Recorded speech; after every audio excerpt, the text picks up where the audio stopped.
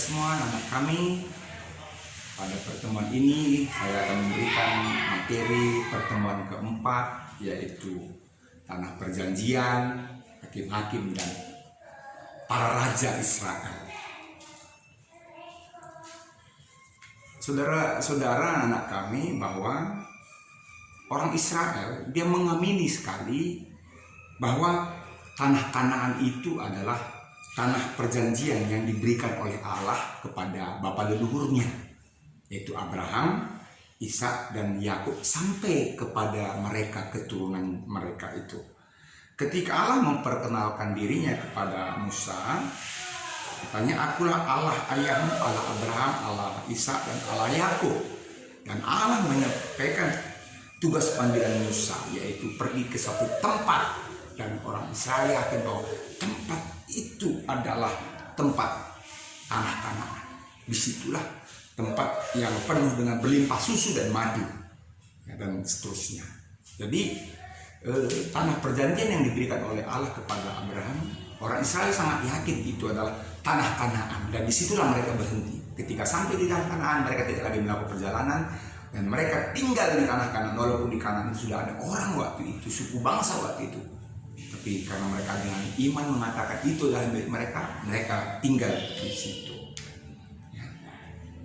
Kemudian bagaimana Musa sampai Yosua, mereka adalah pemimpin Israel, bangsa Israel ke tanah perjanjian. Pertama kita tahu adalah Musa, ya, yang dari Mesir memimpin orang Israel, dan kemudian sampai waktu Musa selesai digantikan oleh Yosua, ya, Yosua yang dilayakkan untuk pergi memimpin orang Israel ke tanah Kanaan. Ya. Kita tahu bahwa Musa diberikan tanggung jawab untuk membawa, ya, jadi dia disuruh untuk membawa orang Israel dari Mesir tapi sampai tanah Moab. Itu tanggung jawabnya, untuk membawa. Kemudian tanggung jawab seterusnya diberikan kepada Yosua, yaitu dari Moab ke tanah Kanaan. Ya, Yosua dipilih Allah sebagai pengganti untuk meneruskan estafet kepemimpinan bagi bangsa Israel. Kemudian setelah sampai di tanah Kanaan, Allah mengangkat hakim-hakim. Ya. Jadi pada zaman Israel kuno, adik-adik sekalian, yaitu pada zaman bangsa Israel sudah menetap di Kanaan, dan setelah mereka keluar dari Mesir, ada jabatan hakim. Tuhan mengangkat hakim, yaitu penguasa dan pemimpin militer, sekaligus orang yang memimpin di pengadilan hukum. Jadi tatanan kehidupan itu sudah lebih baik. Mereka disebut dengan hakim. Hakim itu yaitu penguasa dan pemimpin militer, dan tugas mereka kemudian selain penguasa dan pemimpin militer juga pemimpin pengadilan hukum di tengah-tengah orang Israel, gitu. Tetapi sayangnya setelah Yosua mati, Israel sudah lupa kepada Tuhan. Ya, dia menjadikan dewa-dewi Kanaan menjadi Allah baru mereka. Ya. Dan mereka kemudian lebih memilih Allah dewa-dewi itu, padahal Allah dewa-dewi itu adalah Allah orang yang ada di tanah Kanaan. Tetapi dia tertarik dengan Allah dewa-dewi itu dan menjadikan Allah dewa-dewi itu menjadi Allah mereka. Ya. Kemudian Allah sangat marah. Allah sangat marah terhadap orang Israel karena telah mengingkar janjinya, sudah melupakan Tuhan. Maka untuk itu, ya, Allah terus mengasihi orang Israel walaupun dia marah, dengan mengangkat para raja Israel. Ya. Apa fungsi raja? Supaya memimpin mereka, memerintahkan bangsa Israel untuk kembali kepada Tuhan, meninggalkan dewa-dewi orang Kanaan. Karena dewa-dewi itu bukanlah Allah orang Israel. Allah orang Israel yang harus disembah itu adalah Allah Abraham, Ishak dan Yakub, dan tidak pernah berubah. Jadi diangkatlah para raja Dan diharapkan para raja ini mampu menjalankan tugasnya. Yang mengangkat para raja itu adalah Allah melalui imam, ya, melalui imam atau melalui suruh-suruhannya, ya, suruh-suruhannya. Nah, siapa yang diangkat? Yang diangkat pertama adalah proses pemilihan raja di Israel ini, di mana Allah tetap campur tangan untuk menentukan siapa yang dipilih dan dipanggil untuk menjadi raja. Walaupun sebenarnya Allah tidak, saya katakan tidak mengizinkan itu, karena Allah mau tetap teokrasi, tidak perlu raja, mereka harus kembali bertobat melalui hakim tadi, ya, meninggalkan dewa-dewi Kanaan dan kembali menyembah kepada Allah. Tidak perlu raja, tapi kan orang Israel ini bandel ini, dia melihat bangsa sekitar punya raja, dia juga ingin minta raja. Melalui Samuel, kami mohon raja, pemimpin. Ya, kau tidak mau, karena Allah mengasihi bangsanya, dia akhirnya mengizinkan untuk mengangkat raja. Dan campur tangan Allah tetap. Siapa yang menentukan, siapa yang dipilih, dipanggil untuk menjadi raja. Dan yang pertama yang dipanggil untuk menjadi raja adalah Saul. Saul dipanggil, diangkat untuk menjadi raja. Saul ini adalah seorang dari suku Benyamin, yaitu anak Kise yang bernama Saul. Inilah orang yang pertama yang dilantik menjadi raja di tengah-tengah kaum Israel. Dia diurapi menjadi raja. Ya, kita tahu pada awalnya Raja Saul memerintah dengan sangat baik, karena berkat Tuhan dia berhasil mengalahkan musuh-musuh bangsa Israel, yang mengadakan reformasi keagamaan tadi yang menyembah dewa-dewi, ya. Tetapi juga akhirnya dia gagal dan Tuhan mencabut haknya menjadi raja karena tidak patuh sebagai raja kepada Tuhan. Dia sering tidak memerintah sesuai dengan perintah Tuhan, tapi sesuai dengan keinginan hatinya, sehingga dia kemudian ditolak menjadi raja. Kemudian yang meneruskan kepemimpinan itu diangkatlah Raja Daud. Daud ini menjadi pengganti Raja Saul, ya. Walaupun dia masih muda, ya, dia adalah seorang pengembala dan seorang pemusik. Dia adalah orang yang paling muda dari saudara-saudarinya.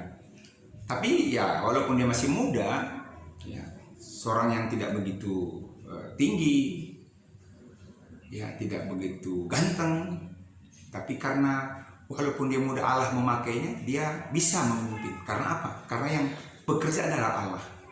Buktinya dia bisa mengalahkan Goliat, orang yang sangat tinggi, sangat besar, melebihi beberapa kali tingginya dia. Dan dia dipakai Allah untuk mengalahkan panglima orang Mesir, yaitu Goliat yang gagah perkasa. Daudlah yang satu-satunya yang bisa mengalahkan Goliat. Sebelumnya tidak ada yang bisa mengalahkan. Karena apa? Karena Allah yang berperan melalui Daud. Ya, jadi dia diangkat menjadi raja kedua memimpin Israel. Dia adalah seorang raja yang sangat percaya dan patuh kepada Tuhan.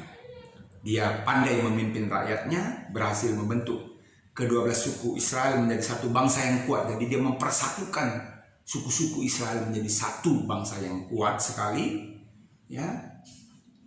Dan akhirnya dapat mengalahkan musuh-musuhnya.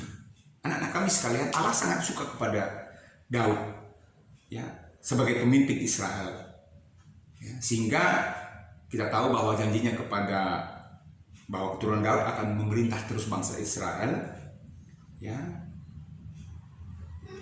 Tentu saja Daud bukanlah raja yang sempurna, ya. Daud akhirnya pernah berdosa kepada Tuhan karena dia menginginkan Batseba, ya, istri dari panglimanya, dan dia mengambil Batseba menjadi istrinya. Dengan tipu jahatnya dia menyuruh panglima untuk berperang dan matilah, tewaslah panglima itu, dan dia mengambil Batseba menjadi istrinya. Dan di situ dia kemudian melakukan dosa. Seterusnya dia diteruskan oleh anaknya, yaitu Salomo, ya, dari perkawinan Daud dengan Batseba tadi lahirlah Salomo. Dan Salomo memerintah sebagai raja seluruh orang Israel selama 40 tahun. Salomo ini sangat terkenal dengan kebijaksananya, hikmatnya. Kan kamu tahu bahwa ada 2 ibu yang memiliki kasus, anaknya satu meninggal, yang hidup. Dan akhirnya dengan izin Tuhan, Salomo memberikan keputusan yang tepat bahwa siapakah sesungguhnya ibu dari anak yang masih sehat itu. Dan itu menjadi terkenal sekali kasus ini, sehingga membuat Salomo menjadi raja yang sangat berhikmat dan bijaksana mengambil keputusan yang tepat. Dan di zaman Salomo, keemasan terjadi atau keberhasilan terjadi bagi bangsa Israel. Ya, banyak dia menyelesaikan proyek-proyek besar, membangun rumah ibadah, menebus rakyat karena banyak utangnya waktu itu, membayar utang. Dan ya, zaman Salomo ini ada rumah Allah yang sangat besar. Tetapi ya, akhirnya Salomo juga bergagal kemudian karena dia lebih takut kepada istri-istrinya. Dia berpaling dari Allah akibat pengaruh istri-istrinya yang berkeyakinan lain. Mungkin banyak juga istri-istrinya yang dari keturunan bangsa-bangsa sekitar, bukan bangsa Israel, yang akhirnya mempengaruhi Salomo untuk berpaling dari Allah. Dan kemudian di zaman Salomo ini terpecah kerajaan Israel menjadi 2 bagian. Kerajaan di bawah pimpinan Rehabeam di selatan Yehuda dan Yerobeam di utara. Jadi Rehabeam dan Yerobeam ini anak-anak Salomo tadi. Terpecahlah kerajaan ini, ya, dan akhirnya terjadi perang saudara yang kuat menindas yang lemah. Dan kemudian terjadilah kemerosotan kerajaan. Ya, namanya juga terjadi peperangan saudara, toh terjadi kemerosotan. Ya, penyembahan kepada Allah juga sudah buyar, ekonomi juga sudah merosot, kemudian ditindas oleh bangsa lain, jatuh kepada bangsa Asyur di tahun 722 sebelum Masehi. Dan kemudian ya, banyak lagi kemerosotan yang terjadi setelah terpecahnya Israel menjadi 2 bagian. Ini semua berawal dari pindahnya keyakinan dari Allah Abraham, Ishak dan Yakub ke Allah yang lain. Dan ini tidak boleh dilakukan. Kita tidak boleh pindah keyakinan dari Allah kita supaya kita menjadi orang yang besar, berhasil, dan menerima berkat. Jadi jangan seperti orang Israel yang meninggalkan Tuhan. Kita harus tetap patuh dan setia kepada Tuhan kita. Jadi inilah yang perlu kita pahami dari pelajaran kita yang keempat. Ya, jadi demikianlah materi tutorial yang bisa saya berikan. Jangan lupa terus untuk diikuti. Selain tatap muka, ya, saya juga berusaha untuk memberikan video tutorial di YouTube saya, Januar Ginting. Nah, untuk berlangganan, ketik subscribe, like, dan bagikan kepada teman-teman yang lain. Boleh nonton bersama supaya bisa lebih memahami. Karena yang saya katakan dengan singkat itu adalah ya sekitar isi utama dari materi, ringkasan utama dari ide gagasan pokok yang utama dari materi itu.